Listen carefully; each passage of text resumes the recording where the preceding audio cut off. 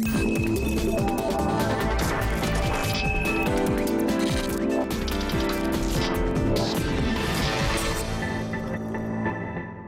to the Keiser Report. I'm Max Keiser. You know, Davos is finally over. But have you paid your bill yet? Oh, I see. You didn't realize you had to pay for the self-described great and good. Ha, ha, ha, ha, ha, Stacy. Well, Max, actually, while we've been saying this, as you see, the German fighter naval ship is exiting the city of London. I think, speaking of bills that have yet to go unpaid, they're trying to collect their gold. They got 30 tons out of the U.S. Lord knows how much they're taking away now. Yeah, well, fat chance of getting any of that gold. I mean, we broke a story here a few years ago that the Bundesbank didn't really have the gold, and then that started a whole scandal, and now it looks like they'll never get their gold. Ha ha, Germany, ha ha. Regarding Davos being finally over, I wanted to point out this Davos discount, and this is from The Economist. It's a chart of the underperformers, i.e. those companies that send executives to Davos. In 3 of the past 5 years, they've underperformed the S&P 500 and the MSCI World Index by up to 40% since sending their executives up to Davos. Now, why could that possibly be? Well, I think it's pretty obvious. It's what Adam Smith talked about. When you put a bunch of businessmen into a room, they will collude to fix prices. And so when you go to Davos, basically, they stop being competitive. They don't need to be competitive. So the stocks underperform because they're no longer being competitive enterprises. They do side deals, they do off-balance sheet deals, they collude, they rig markets, they pay each other enormous bonuses.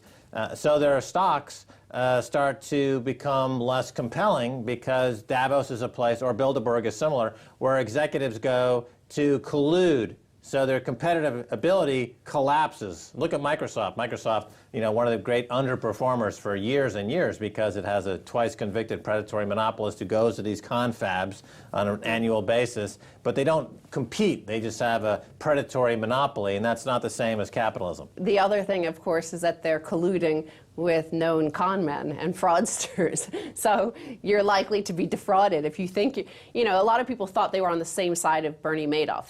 They knew he was doing something wrong. They knew he was defrauding somebody, but they thought they were in on his fraud. And a lot of people go up there and think that they're in on the fraud with these fraudsters, and that's why they pay a lot of money to go up there and meet these fraudsters. No, it's a great place to meet celebrity fraudsters. You know, we live in an age of celebrity fraudsters, whether bankers or CEOs. They become huge personalities in their own right, the same way gangsters in the 1930s, like Al Capone, became very famous. Now we have Jamie Dimon. He's a very famous bank executive. For what he is, his criminal record is what stands out. He paid enormous fines over the past year. They gave him a huge raise because he's a celebrity CEO crook. And also, I would imagine they go up there and they're surrounded by an echo chamber. So it's bias confirmation. They go up there, a few dozen people go up there. They're all the 85 richest people in the world that own as much as the 3.5 billion at the bottom, and they come away with the notion that it's like crystal knocked. And those 3.5 billion people who are upset with them. This is a guy from Kleiner Perkins, one of these very wealthy guy, who wrote an editorial saying that the bottom 99% anger with the top 1% is just like crystal knot. So this is, I think, what they go up there and they come away thinking this sort of stuff. Oh, you mean Tom Perkins' editorial comparing the plight of the top 1% with Kristallnacht? Yeah. Speaking of German warships. Yeah, I mean that famous day in Nazi history where the Nazis declared open season on the Jews, and they were murdered and their shops were closed. And so Tom Peters is equating the plight of the 1%, which is sad. I mean, Aaron Swartz is really his being pursued to death by Chris Dodd and the MPAA. That was more of a crystal-knocked moment in American history. So now let's look at this Davos discount and apply it to perhaps the governments, the politicians, the heads of state that also go up to Davos, like David Cameron was up there this year. So let's look at the Davos discount, which could be applied to the UK economy and GDP and the wealth of this nation. Judge the Royal Mail sale in 3 months, said Vince Cable. Time's up. Today's share price confirms the company was grossly undervalued, cheating the taxpayer out of billions of pounds. So remember, just after the Royal Mail was made public and Vince Cable set the price at 280p, and when it popped by like 30–40%, he said, don't count this. This is just speculation. Come back to me in 3 months and see what the price is then. Well, it's up to 610p, and that means that the British taxpayer has lost 2.8 billion pounds in wealth that they could have had for their Royal Mail, which they built up over a generation. This is part of Britain's program, or pogrom, since we're talking Kristallnacht, of selling off the jewels of the British economy to private shysters, whether it's the Royal Mail, which they mispriced at the behest of criminals like J.P. Morgan. In any ordinary contractual context, there would be a clawback provision that would allow for the mispricing to be overcome by having the ability to claw back funds, in this case back to the British people who built this asset over a number of generations. But those types of clauses are not available for the average schmuck that lives in Britain who's exposed to financial terrorism on a daily basis and just has to suck it up, baby, suck it up. It's Kristallnacht. Now, regarding this sale, of course, it was Goldman Sachs and UBS, which floated the company, that took the company public. And Goldman Sachs and UBS, the companies, paid a stonking £16.9 million by the government for managing the privatization, were questioned about the price discrepancy by a parliamentary committee in November. They denied any impropriety, claimed the 330p price was correct according to their research, and described the whole fiasco as a well-executed transaction. Less than a week later, Goldman Sachs issued a note to its investors advising them that the price of the shares would settle at about 610p, which they have now settled at. Now, J.P. Morgan at the time told the government when they were in for the running of taking the company public, the Royal Mail, they said it would be 600 to 700p. So they could have gone with that. Instead, they chose, for some reason, to leave 2.8 billion pounds on the table for. How did they end up losing that money? It's the Davos discount. It was the kickbacks from some party. They were disco dancing on the dance floor with Jamie Dimon or Lloyd Blankfein in this case, and a deal was struck. Right. I mean, it's incorrect to say there was no impropriety. The Goldman Sachs is, in that case, lying. There was an impropriety. As usual, and the problem coming out of the 2008 scandal is that the banks that were caught committing fraud during the subprime crisis, the CDO crisis, the LIBOR rigging, the Forex rigging, the gold market rigging, the energy market rigging, those banks never suffered any consequences or regulatory overhaul. They've been told, in fact, that to be a crook is to be rewarded, and Jamie Dimon is the poster child for this. Why should Goldman Sachs obey the law? Why should HSBC obey the law? When here's a guy, Jamie Dimon, who's broken the law innumerable times, and they give him a big, fat $20 million payday to be a celebrity crook. There's no incentive to obey the law. If you're below the line, if you're living on a council flat, and you're starving, and you need to steal a donut to keep another day afloat on this planet, then you're going to jail. Well, I like the idea of a celebrity crook, and it could be, you know, a celebrity crook TV show, because people like reality TV shows, and that's the only way most people ever learn their information or know information about the culture and society around them. Yeah, they like celebrity cooks, except they're celebrity crooks. Everyone liked those celebrity cooking shows. This is a celebrity crook show. So instead of cooking, let's say, brownies for some celebrities, Jamie Dimon and KPMG or Deloitte & Touche or Ernst & Young or the other one, they can cook the books that they're so good at. They've been proven to cook the books, and there's Jamie Dimon cooking the books. He's a celebrity crook on, you know, A&E or some network, some crooking show, and there he is. He's a celebrity crook, you know. And then let's all celebrate the fact that people like the Royal Mail float absolutely hammered people with a horrible deal. They sold a jewel. That income, those shares are now in the pension accounts of Germany. The German people are getting the income from the Royal Mail.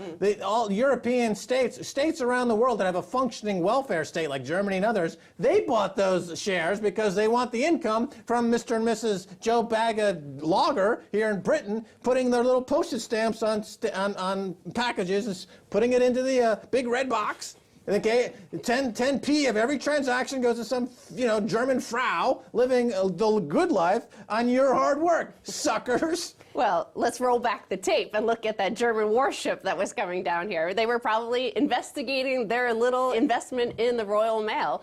Now, of course, the UK government left £2.8 billion on the table. That is 6 times more than this bedroom tax, which is throwing old people out into the street, very severely disabled people out into the street.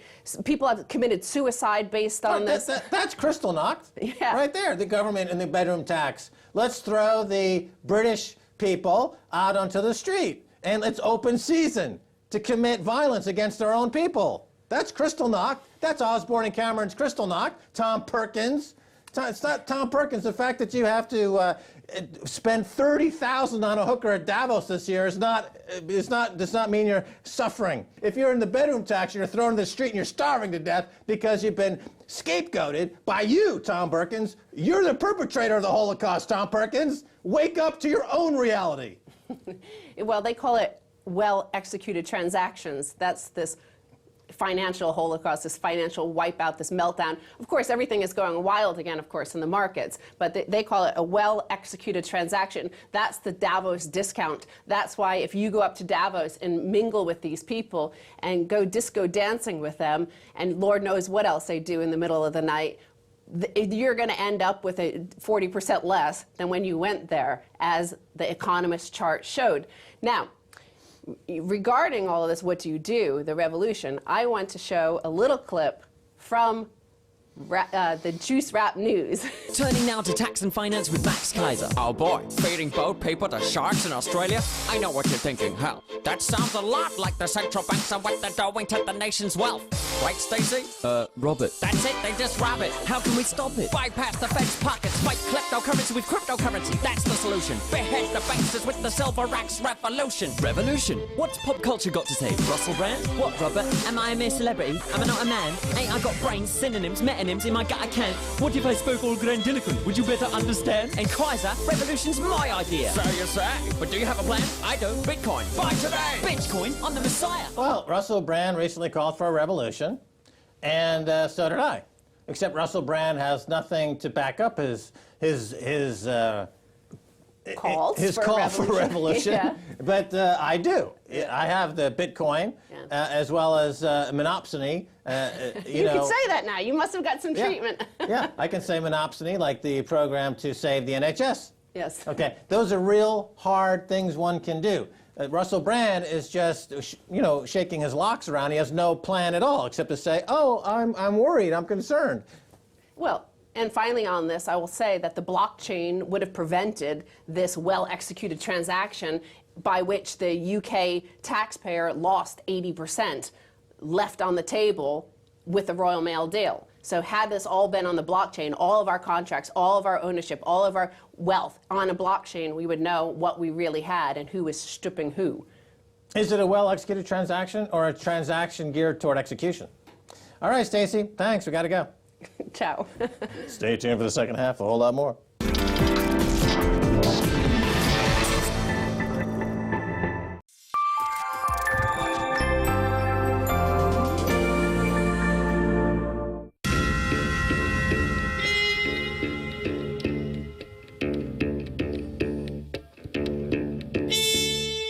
Gentlemen, I guess you all know why you're here today. Hágase tu voluntad aquí en la tierra como en el cielo. You've got a few hundred a day coming across. Danos hoy nuestro pan de cada día. Perdona nuestras ofensas como también nosotros perdonamos a los que nos ofenden. We've got people coming in that are illiterate. We've got criminals. We got people from who knows where in the world. This is the United States. I'm very tough. By the way, do you know who the sheriff is? I was worried that they may not know who I am. They live on Mars. You know Mars? Huh? So we picked up things like Quran, turbans, prayer rugs. So we know that they're coming from the Middle East. It's like a concentration camp. Concentration camp. What are you kidding?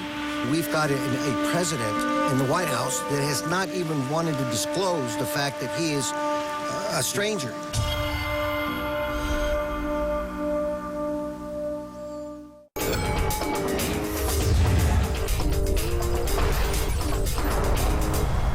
My name's Daniel Bushell. Tom Urban in Washington, D.C. Banking new policies. Consider I'm Peter Lavelle.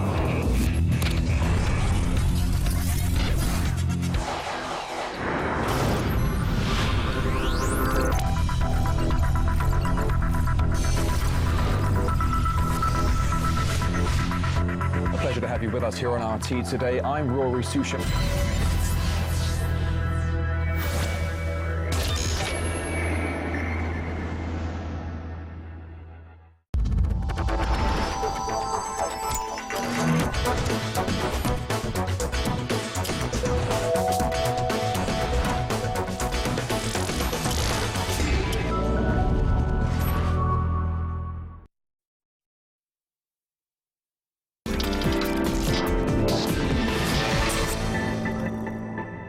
Welcome back to the Keiser Report. I'm Max Keiser. Time now to turn to Luke Mitchell and Jordan Fish, key developers of Maxcoin. That's right, Maxcoin. We're going to mine the Genesis block right here on this pre-recorded live television show. Luke and Jordan, welcome to the Keiser Report. Thank you. All right, so tell us about the Maxcoin. What is it? We'll start with you, Jordan. Well, it's an altcoin, another one of them, but we've added some special stuff in. We have indeed. Okay, let me go to my next question. When you set out to create a new crypto, as you are doing right now, this Maxcoin, what are the first questions that you need to ask? Such things as the hashing method and rate. What are the options? Why have you? What have you chosen for Maxcoin? Look. Well, at the moment, there's a lot of altcoins that are kind of clones of Bitcoin or Litecoin, and that don't really have any special features per se. They're just clones where somebody's either tinkered with the amount of coins in circulation, often for maximum profit, or they haven't really altered the technology in any way. So we set out to make one that was, in some respects, different and better. So we have a new hashing algorithm, one called Keiser, which is the SHA-free hashing algorithm selected by the NIST. So there's a consortium of people that chose, over 5 years, the most secure hashing algorithm to use. Okay, stop. Let's roll back for a second. Okay. Hashing algorithms, or hashing as the term, let's just talk about that a little bit. Okay. So in other words, a cryptocurrency like Bitcoin, every 10 minutes or so are released into the community after the proof of concept has been run for all the transactions up until that moment. Yes. And that's a hashing. That's a hashing function. The hashing function, which is up for Bitcoin, is up to like 5 petaflops or something. Some enormous amount of a huge energy. amount of power going into it, and that is essentially increasing the trust in the network every single time a block is mined. And the hashing algorithm is the mathematics that underlie that principle. It confirms all the transactions. Yeah. So you've got a hashing methodology that is better in some degree. So talk about that, or different. Well, it's different in that it's the most current, up-to-date one. So SHA-256, which is what Bitcoin uses, is the previous generation of hashing function. So whilst it's tried and tested, it's also slower, and there are attacks known against it. So we decided, let's use a new one, let's use Keiser, which is, as I said, it's been selected after 5 years of rigorous competition. So we decided to use that. And we also thought about trying to launch a crypto coin in a way that is really fair and that utilizes parameters that isn't only beneficial to the developers. Or early adopters. I should mention you guys are from Bristol University, which Yeah. appears to be a hotbed of this type of technology. Also home of the Bristol Pound, another alternative currency. Yeah, indeed. So to get to your point here, with this mining that goes on, there's a point now where people are using these very expensive ASIC mining rigs to mine coins, which is essentially mining is the word used to solve these mathematical problems that releases the coins into the community. So you're suggesting now that this is not expensive mining, ASIC mining, not required. Well, for the moment, yeah. So if we launch using a new hashing algorithm, there aren't any ASICs that are tuned or created at the moment in order to solve a crypto coin problem using this hashing algorithm. So if you have Bitcoin, then most people can't afford to buy an ASIC miner, so they don't really have any chance of mining their own coins. So it's a bit of barrier to entry. Exactly. Because the mathematical problems get more difficult as the mining progresses to make it it's a limited supply and to create that mining analogy. Exactly. Yeah, and even with script coins now, people have GPU farms set up. Every script coin that comes out, they can use the same set of GPUs to mine it. With a new one, you can't. Okay, let's mine the Genesis block right now. Okay. So open up your laptop, and this is going to be the launch of a crypto Yes. essentially. Yeah, indeed. This is exactly what happened to Satoshi Nakamoto in 2009. This is the moment. We're recreating a moment that we he are went. recreating an event. Right. Exactly. But it's called Maxcoin.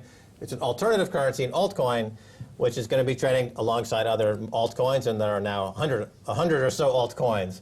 But let's go ahead. So you are going to mine the Genesis block. Proceed. Proceed. Okay, I'm doing so. It's not overly exciting, I'm afraid. I'm going to warn you. Basically, you're hitting a start button. Yes. So what happened just now? So at the moment, when you mine a Genesis block, you need to set up a few parameters within the code. So we need to give it the time at which we're going to mine it.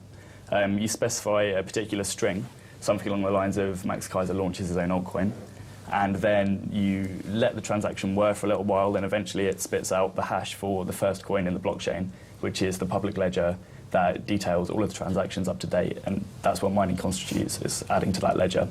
So I'm going to quickly build the application and let it run, and in a second it's going to tell me the Genesis block hash. I can feel it. I can feel it in my mind. I feel as though you're mining my mind. This is a psychic equity conversion. I simply thought about currency, and now it exists in some kind of cyber dimension. But let's talk about people's discussion about crypto, and it's becoming quite huge, of course, because Bitcoin's become a multi-billion-dollar industry, and it's spawning all kinds of startups and venture capital. There's a question about all these altcoins, and where do they fit into the universe? Does creating multiple altcoins, does it dilute the whole Bitcoin crypto experience? What are your thoughts? I think some introduce people to Bitcoin. I think Doge will have brought people that wouldn't have bought Bitcoin into cryptocurrency. I'm sorry, what? The Doge coin. Doge. Yeah. Or Doge. I don't know how to pronounce it. Doge, the Doge of Venice. The Doge is, I believe, or maybe Doggy. But okay, so this is it's a $60 million capitalization of a crypto coin, and it's launched really by a community using exactly what we just did. Exactly, this technology. Right, but different parameters. Yep. Different mining parameters, different hash rates, different algorithm. Exactly. Right, and so, but it has this very thriving community that people that support it, and as such, because more people support it, it has a rise in market capitalization. And you're saying that it's important, it's good because it's drawing people into the crypto space. Is that right? Yeah, I think the target audience for that coin is very different to the Bitcoin target audience, but it gets people into cryptocurrency. And I think there are some altcoins that are detrimental to Bitcoin because some are just released as pure scam coins, insta-mined or pre-mined. So I think fair distribution is really important when you do launch an altcoin. The altcoin environment kind of seems like a place where you can test new features. So you can try something out, like ZeroCoin is trying out a shared blockchain, so you can't see who gave money to who. On the Bitcoin blockchain, you can see every transaction processing. On ZeroCoin, they don't want that. See, going to this crypto experience, I mean, a lot of people, when Bitcoin was first launched, they made the comparison to SETI, the Search for Extraterrestrial Intelligence, which was a program that allowed all laptop CPUs to join in and solve problems for, I guess, NASA to sort through radio frequencies, and they were using the network to the combined distributed network to do something that no one computer could do. And so you have a distributed network effect. Yeah. Here, with a cryptocurrency, instead of having one central bank, you have a distributed central bank of tens of thousands of computers, like this one now with Maxcoin, but others with other cryptos or Bitcoin, that are essentially hashing the hashing algorithms in place. They're solving these problems. But the idea is it's all distributed, right? That's the big difference between a cryptocurrency and, let's say, the dollar or a pound, is that they're all centralized with a central bank. Yeah. This is a decentralized currency. Is that an important feature, and what do you think? Well, I think so completely, because I think it gives power back to the people using something. It essentially means that you don't have to trust a third party in order to control your money, to look after it, to maintain the system, because everybody who has a vested interest in it, who has their money in Bitcoin, say, is running the client and is contributing to the network. And I think you've seen it with other technologies such as Tor, which is massively important for encryption, but things like SETI and folding at home, which are distributed scientific proof of work. I think decentralized networks are almost the future of the internet, because it means you don't have to pay somebody in order to sit there in the middle and mediate something. you get to contribute yourself, and it's everybody else doing the work. Now, you're in Bristol. You know, our show, Keiser Reports in the UK, we got 2 million viewers here in the UK. We got 20 million worldwide. Okay. You guys have seen our show, undoubtedly. And we're always bashing bankers. We say they're all basically scum. Yes. Okay. Now, as students, is that message resonating to the, and is that part of why you're going into a crypto environment? In other words, there's a transition going on in finance and around the world. You're this kind of next generation to step out into the world stage. Is this what you see as the banking, is this what you perceive as banking today? Versus, let's say, the old school HSB, Barclays, all the scandals that they're involved with. Are you willing to just say, to hell, screw you guys, this is banking now, this is the new 21st century reality? I would like to see that happen. I've paid for beers in Bitcoin now, I've paid for bits and pieces in shops, and as far as I can tell, there are more and more websites and vendors that are starting to accept it. And if it gets to the point where I can live my life without having to use a bank, where I can control it on my phone or from my laptop, I see no problem in doing that. What's the story with Kitty Coin? Okay, because Jordan, talk about is it? I mean, and again, I'm not sure how to pronounce this, Kitty or Kitty, but it came out after Dogecoin. So what's up with Kitty Coin? It's become a bit of a penny alt, and a penny alternative. Okay. Yeah, like penny stocks. I bought it at 2 Satoshi, I think, and then it had like a panic rush up to about 35. And then you tweeted about it, and it had a panic rush up to about 130. I don't know what it's currently at. I think it's about 90 right now. Right, so you paid a Satoshi for it. Now, Satoshi is a subdivisible of a Bitcoin. Yeah, the lowest divisible amount. Which is was it divisible to 8 places? Or yeah. 8 places. So that's a Satoshi. Yeah. And you, on one of these crypto exchanges, like, was it Cryptsy? I bought it on Coined Up. Coined Up. Which is the slowest site in the world. It's the slowest site in the world. That's not a good thing. But can people, Maxcoin will be listed where? We have CoinZ, so they'll list it straight away. CoinZ, okay. Yeah, we have another exchange that we've written ourselves. Yeah, we have an exchange in the works at the moment. Okay. Which will just be Maxcoin to Bitcoin. So people can convert pounds into Maxcoin on an exchange, and then they can convert it into Doge, Kitty, or Bitcoin, or dollars, or pounds, or yen, right? Yeah. So it's, to get back to this point, we only have about 30 seconds, but any crypto transactions that are pulling money away from the fiat world is decapitalizing the fiat world and decapitalizing all the fraud of the fiat world. Would you agree?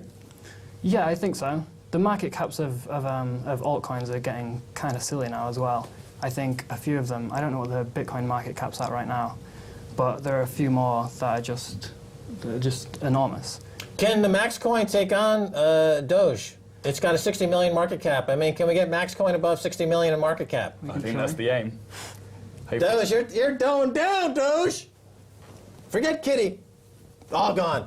Well, we're out of time, guys. Thanks for coming in. Thanks for being on the Keiser Report. And we'll obviously be tracking this very closely in the Keiser Report. And anyone who watches this show is going to get a leg up on mining these coins. So thanks so much.